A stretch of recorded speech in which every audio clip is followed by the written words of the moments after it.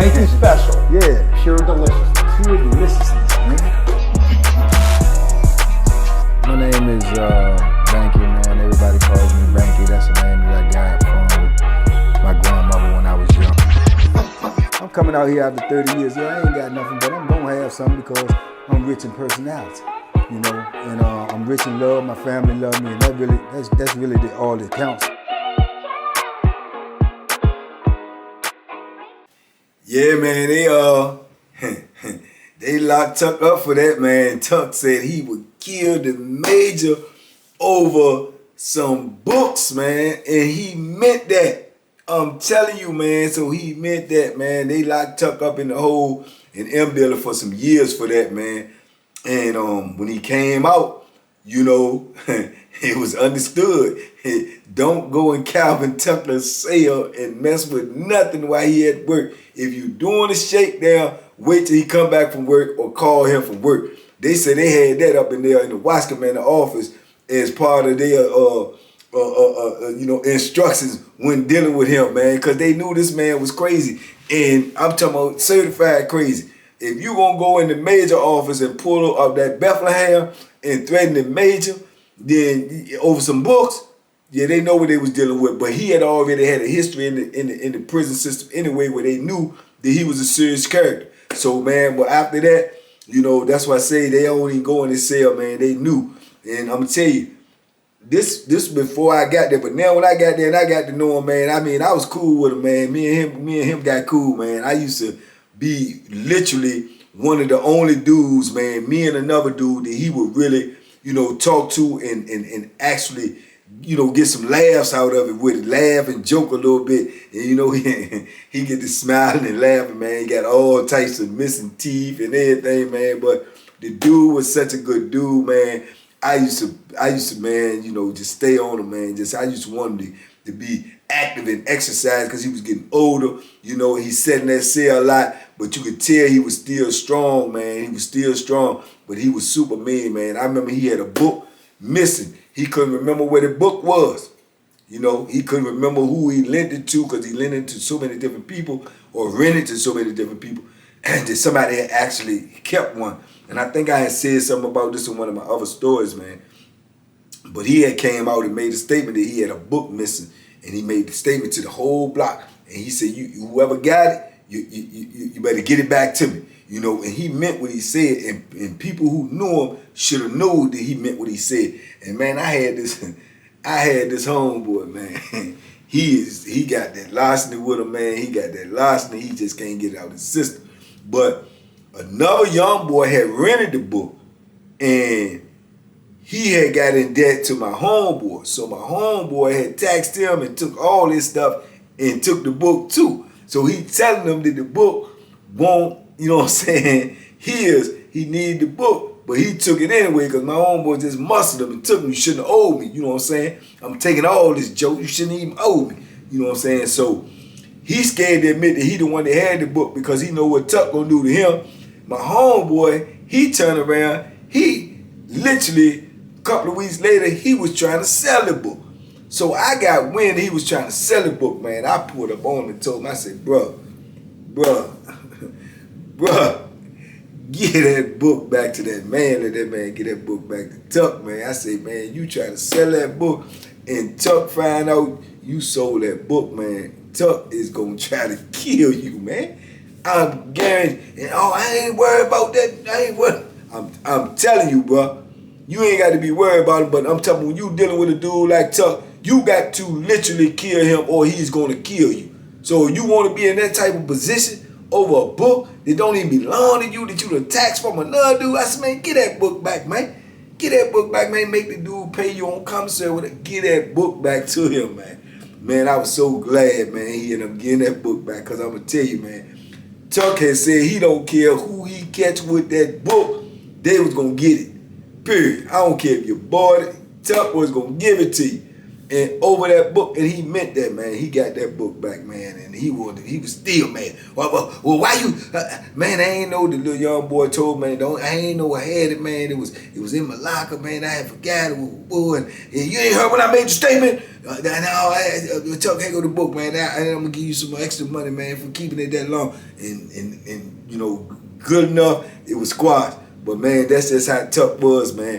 But unfortunately, man, when I ended up getting to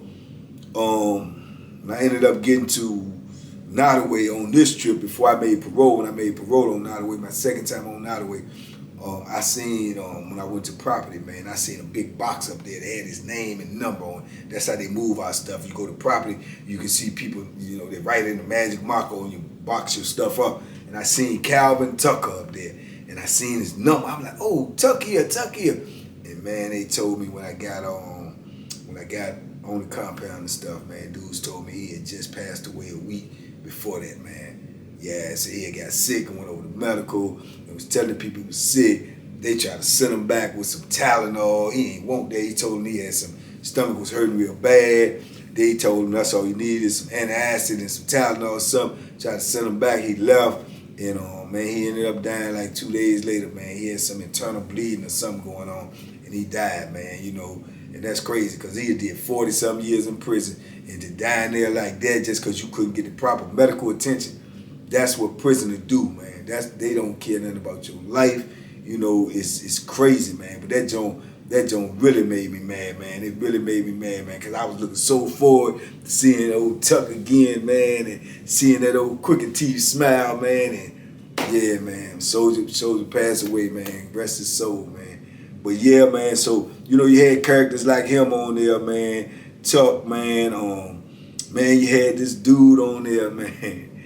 You had this dude on there, I don't even know if he's still locked up, man, named Big Time, right? Big Time was a character within itself. Because Big Time used to be giggling and laughing all the time. He was kind of a chubby dude, but he always, like Rick Ross, he always walked around with his shirt off, even though he's a fat boy. But he always walked around with his shirt off, and he the one of the twos and put all, he give you that type of, oh, you know, you ever know them type of dudes when they talk, they always laughing at their own thing that they saying themselves. Like, yeah, Banker, man. What you doing, man? What you doing? He one of them type of dudes. He always laughing and talking at the same time, but he ran a store box, right? And he loaned out stuff, but he want his money. You know what I'm saying? He a little chubby, whatever. Big Time want his money. Big Time gonna fight. Big Time ain't had no problem with fighting, and he would use that Bethlehem if need be too. But they say a lot of dudes were scared of him for two reasons. They say he can fight or he'll use a knife, but they also had, I don't know what they said, Big Time was sick too.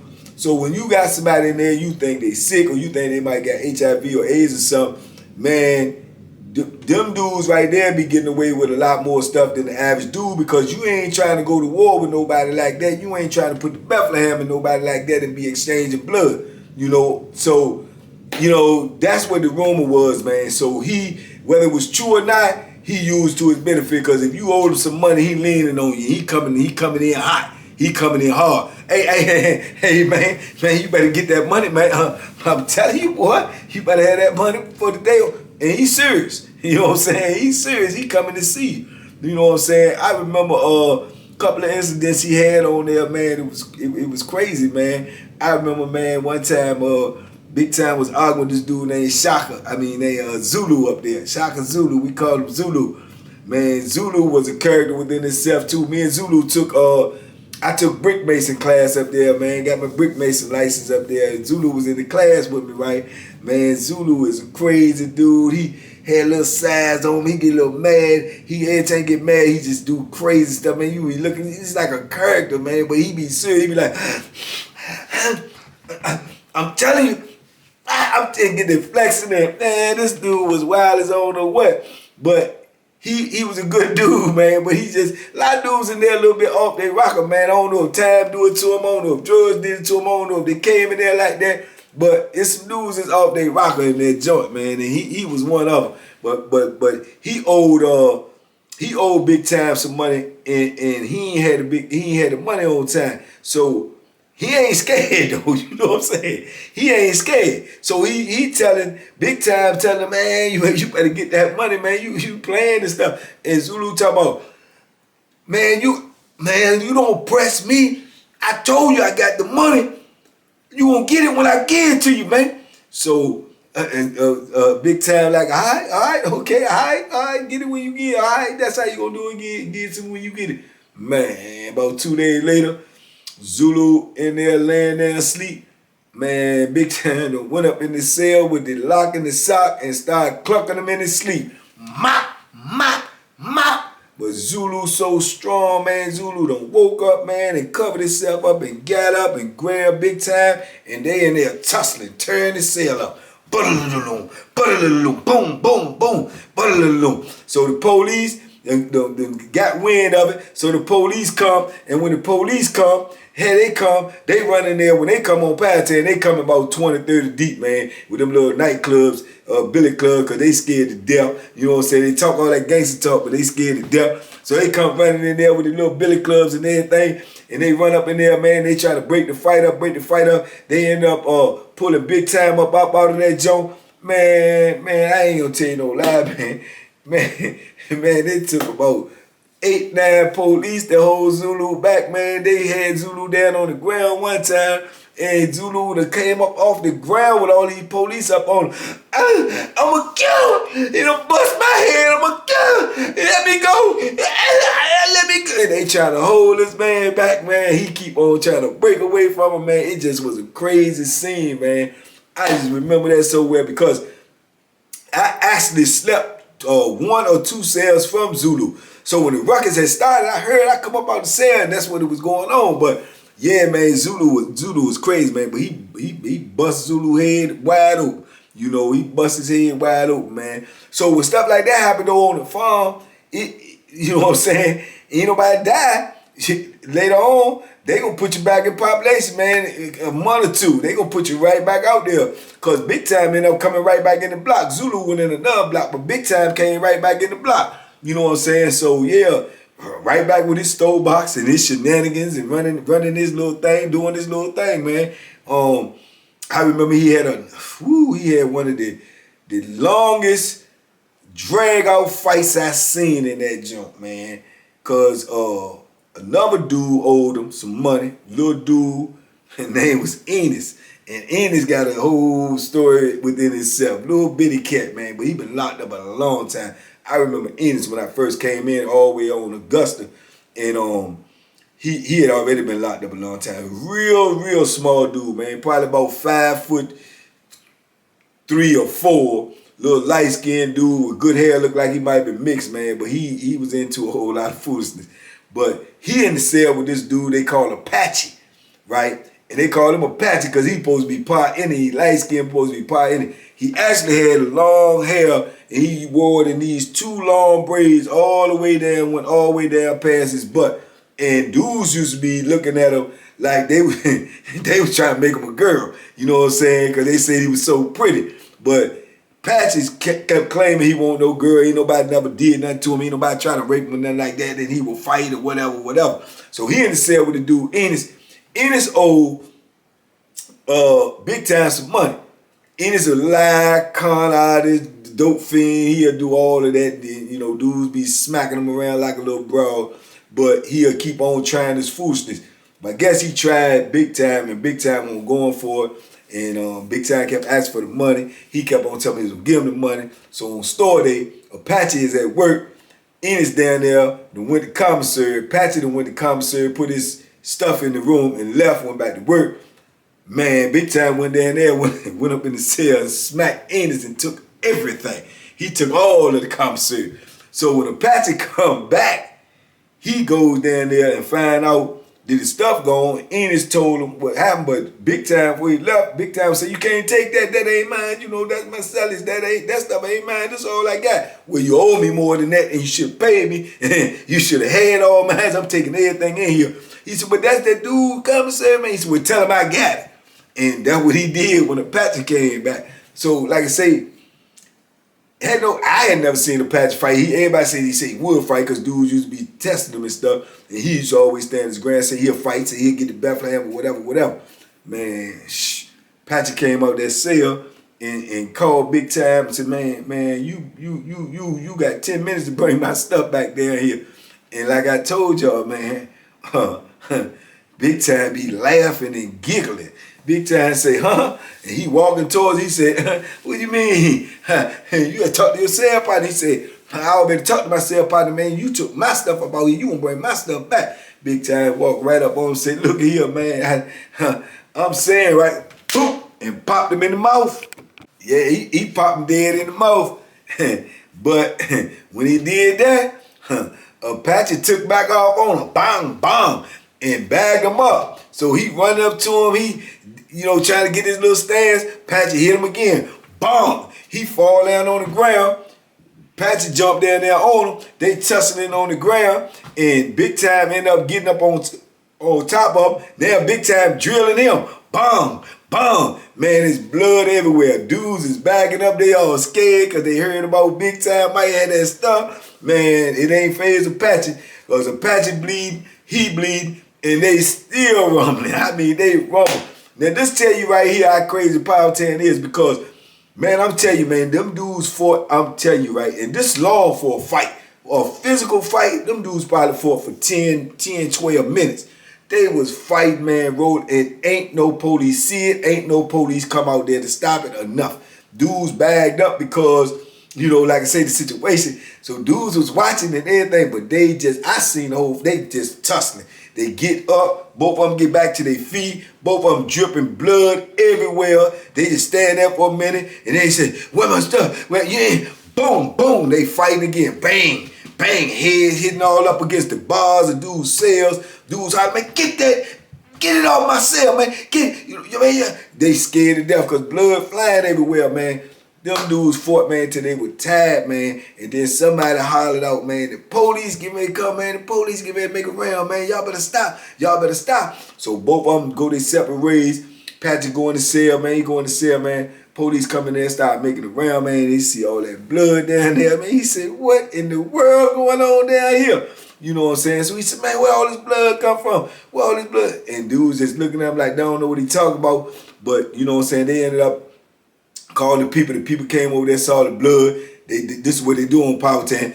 They lock the whole junk down and come down from cell to cell. They're going to bring about 30 police in there. They're going to go look at everybody's cell, see who got bruises on them, see who messed up. And that's what they end up doing, man. They lock Big Time up and they lock Apache up, man. But I'm telling you, them dudes fought at the back of that block down there at C building, C block for about 10, 12 minutes. Blood everywhere.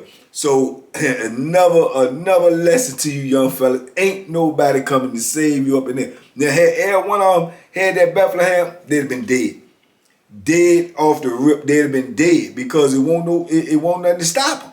You know what I'm saying? The best thing that happened to Big Time was being that he didn't have that thing on him when he hit Apache, that Apache ain't had on him neither. That's the best thing could have, because he could have hit Apache could have pulled that joint out and lit him up. But, man, yeah, that's the type of stuff that was going on there, man. And like I said, I tried to stay in my lane, man. I started, doing my thing, too, though I was still, in that, mentality where I still had to make some money, to take the burden off of trying to get some money from home.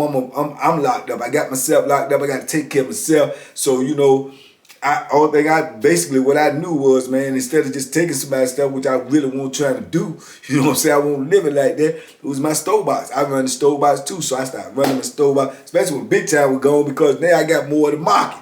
You know what I'm saying? So I just ran my store box, man, and did my thing, worked out, man, hung out with the youngest and whatnot. I ain't have but a couple of real serious issues on there, man, and most of it, man, came from just crazy people, man, and foolishness, man. Crazy people and foolishness, man. I remember the one incident that I told y'all about, man, when they had the big youngin in there, man. They claimed that he, played was so good at football and he was supposed to, trial for the Redskins. He gonna trial the Redskins when he go out. He was a young dude, big old dude. He was a good athlete, man, but he had got messed up on some medication and stuff. So if he don't take his medication, he just snap out and go crazy. And I told y'all in one of these other stores, or either on the other platform, man, that yeah, man, I'm standing up there just drinking coffee one day, man. I ain't never really had no words with this cat or nothing. And this is when I had got moved all the way up to the top tier. I'm up on the top tier now. I got the best sale in the house. You know what I'm saying? Man, this cat coming there one day and just walking there in the tier, man, coming from working out, man, just take his coat off and ain't got no shirt on or nothing and just start hollering crazy stuff to me, man. You know what I'm saying? Yeah, come on down here, Ring King. I'm gonna see if you can fight today. You know what I'm saying? All this crazy foolishness, man. I don't want to relive the story because I told the story, and I know if y'all real TBP fans, y'all already know the story. But, you know, that situation happened where I ended up coming down there, getting locked up for this food, but I got back out, you know what I'm saying, everything was all right.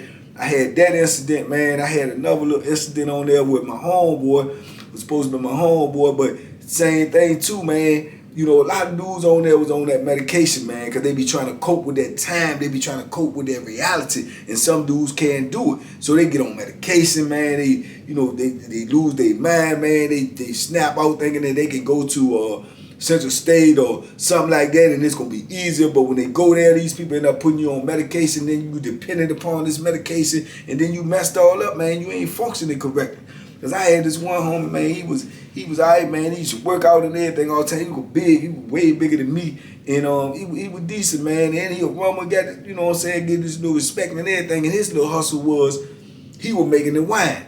You know what I'm saying? So at this time too, I was drinking the wine, but I ain't drinking no garbage. If it's garbage, I'm not gonna give you no money for no garbage. It gotta taste like liquor to me. So he got digging on making the wine, and the wine really won't like that. But, you know what I'm saying, I won't want to buy it, you know what I'm saying? But he my homie, but you know, it ain't really like that. You know what I'm saying? So dudes kind of knew that, you know what I'm saying, that if I get some wine or something, it was good. If I didn't get it, it probably wasn't no good. So when he started making the little wine, and by me not buying none of the wine, he felt like, this is stuff dudes be conjuring up in their head. He felt like I was undercutting him to everybody else, because being that they ain't bad, then they ain't gonna want to buy because they gonna think it ain't no good, because they gonna follow suit with me. So now all of a sudden, something that ain't got nothing to do with whatsoever, you gonna have an attitude with me.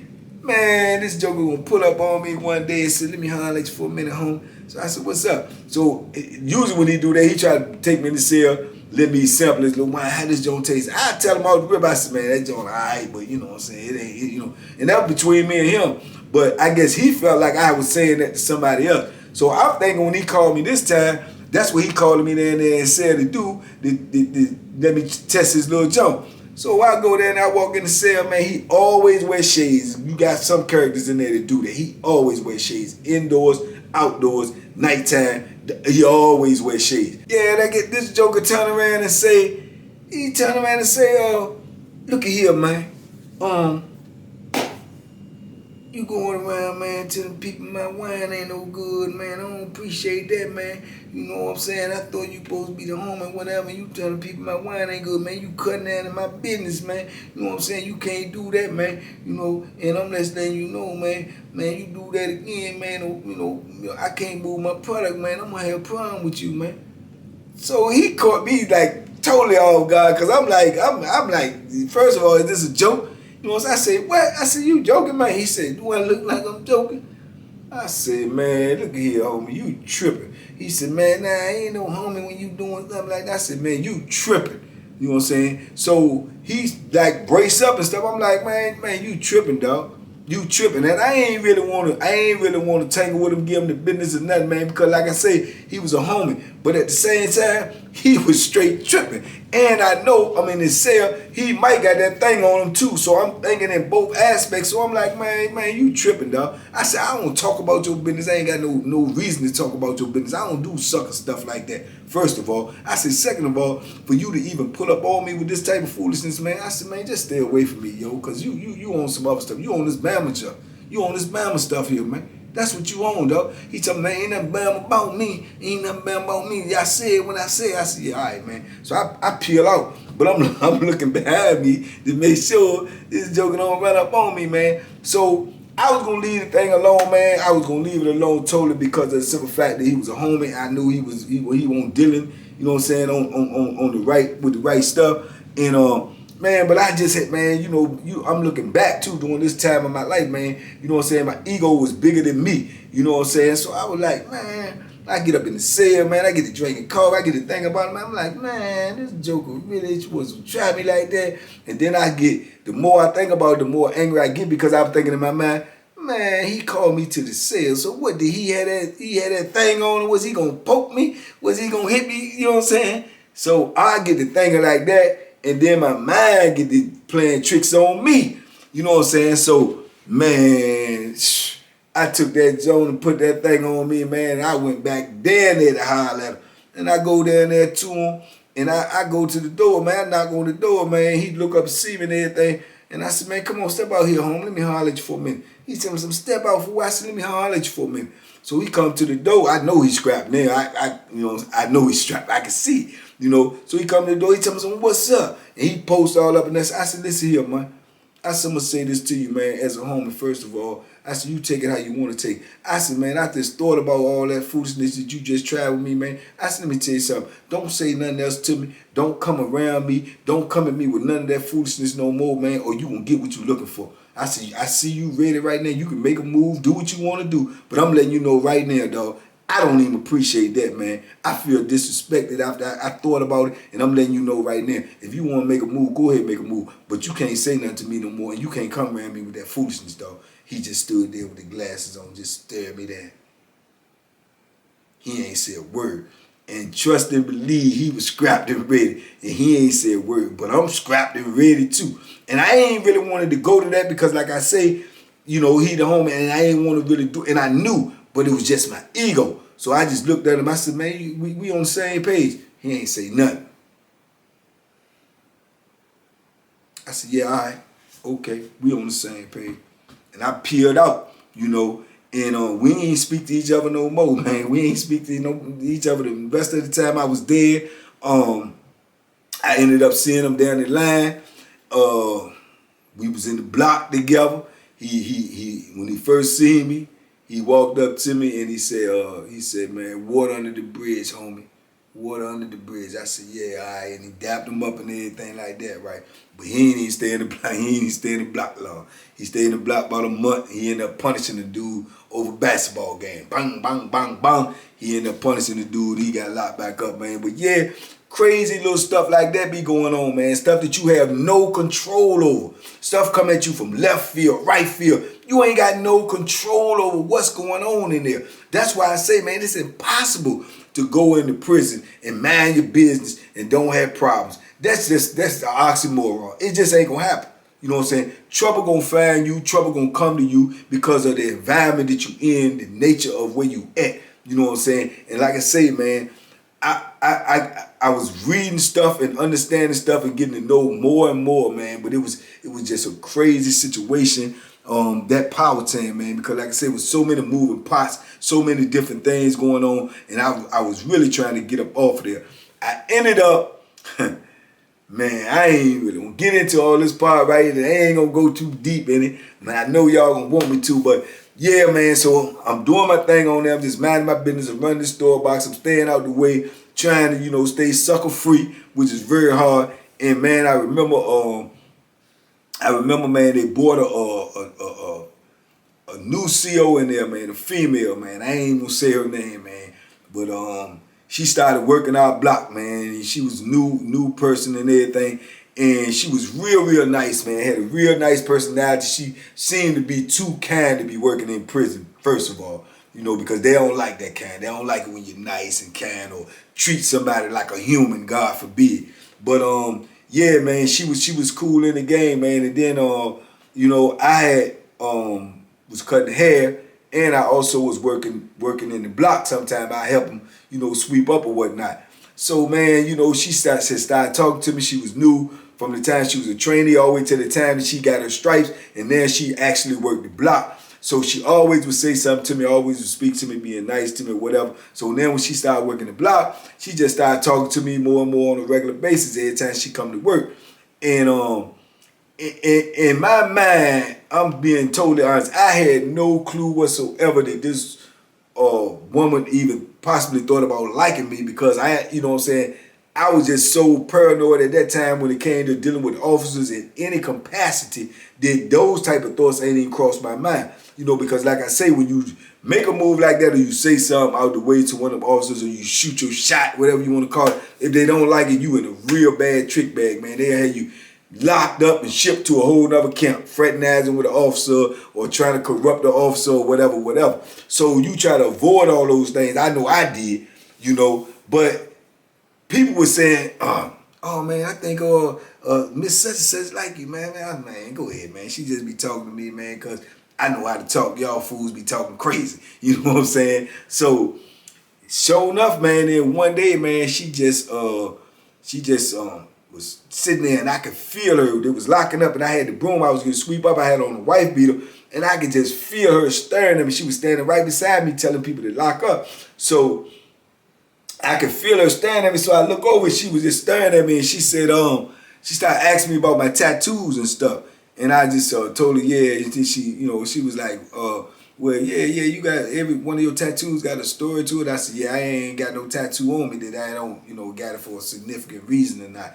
So we struck up a conversation or whatever. So then when it was time for the shift to leave, she said to me, she said, look, they was working at that time. They was working, I think it was 6 in the morning till 6 at night. They had just started that 12-hour shift thing where they work 6 in the morning, 6 at night. They work like that for like 10 to 12 days, and then they be off for like 5 days, and then they come back. So I guess this was the beginning of her being off for like 5 days. So we was in the middle of the conversation. So when the conversation was over, she just said to me, well, I ain't want this conversation to end. I gotta go. I gotta leave and everything. She said, don't forget what you was saying. Please don't forget what you were saying because I want to finish this conversation. So I said, okay, all right, no problem. And she was like, I'm for real, don't forget it. She said, matter of fact, won't you just go upstairs and write it all down now on a piece of paper so you won't forget your train of thought, and when you come back, just give it to me. Now, for her to say that, I was like took back. I'm like, so she actually telling me to, write something there and give it to her. Now, this is a no-no in prison. You going straight to jail for this. So, number one, you got to trust that officer. Number two, you taking a real risky chance. But she asked me to do it. So I was like, I was caught so off guard. I was like, okay. And man, she asked me that, man. I did it. When she was gone for 5 days, she ended up coming back. So I pulled up on her and everything. I was like, the first thing she said, she was like, did you do that? I said, yeah, I got it. She said, you got it with you? I said, yeah. She said, hand it to me. I had folded it all up in a little zone. So I put my arm in the booth to get some. She acted like she gave me a paper towel and she picked it up. And then when I looked, she put another piece of paper towel in there. She had wrote me back too. And that was the beginning of something that was going to get real crazy.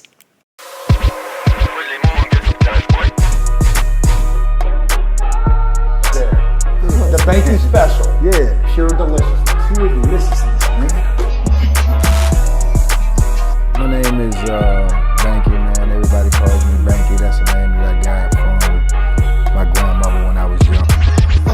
I'm coming out here after 30 years. Yeah, I ain't got nothing, but I'm gonna have something because I'm rich in personality, and I'm rich in love. My family love me, and that's really all that counts.